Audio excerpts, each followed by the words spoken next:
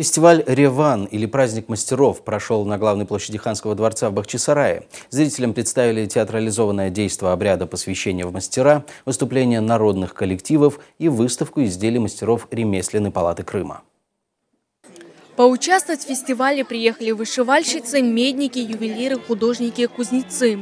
Вышивальщица Хатиджа Усманова на праздник привезла работы, в основном связанные со свадебной церемонией. Например, хуран-капусы. Чтобы создать одно такое изделие, мастерице нужно около 2 недель.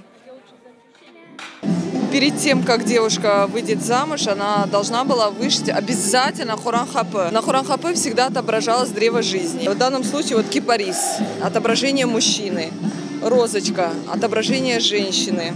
Здесь представлены вот дети. Техника махлама очень трудоемкая, потому что очень много подготовительной работы. Это надо составить орнамент, чтобы он был представлен в национальном стиле, по всем правилам. Это во-первых. Во-вторых, надо перенести рисунок на кальку, потом вырезать картонные элементы и пришить к бархату. А это театрализованное представление обряда «Реван» – посвящение в мастера. Ремесленники, как правило, были объединены в цеха. Каждый цех занимал определенный городской квартал. Во главе цеха стоял Устабаши, главный мастер. В учение мальчик поступал с 10 лет. Мастер брал на себя заботу о подростке, о его духовном и профессиональном развитии. Обучение длилось 1001 день. После этого наступал торжественный момент посвящения мастерам. Как отметили организаторы, у них есть задумка превратить сегодняшнюю выставку в постоянную.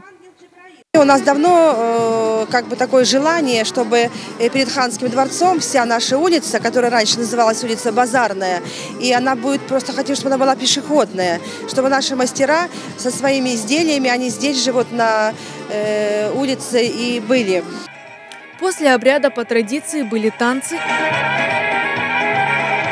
и песни.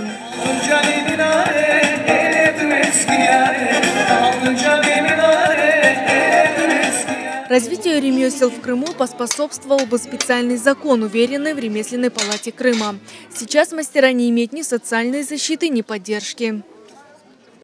Общероссийского закона по ремесленничеству его нету. Он только в проекте, и это даст возможность, самое главное, в рамках юридических, в нормальных рамках существовать ремесленник. То есть иметь какой-то статус, опять же, да. Мы говорим о пенсиях, мы говорим о каких-то льготах. Ну а самое главное, что люди поймут, что они нужны. Люди с удовольствием будут приезжать, например, на те же самые пленэры, на какие-то художественные акции, на фестивале. Гости праздника остались довольны ярмаркой.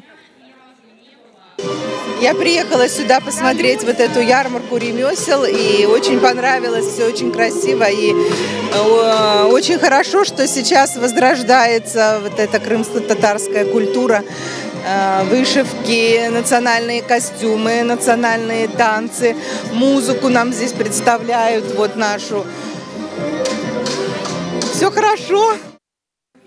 Также на выставке мастера представили украшения из меди и медной проволоки. Кроме этого, можно было увидеть ковры национальной вышивки, мыло ручной работы и крымско-татарские сувенирные изделия.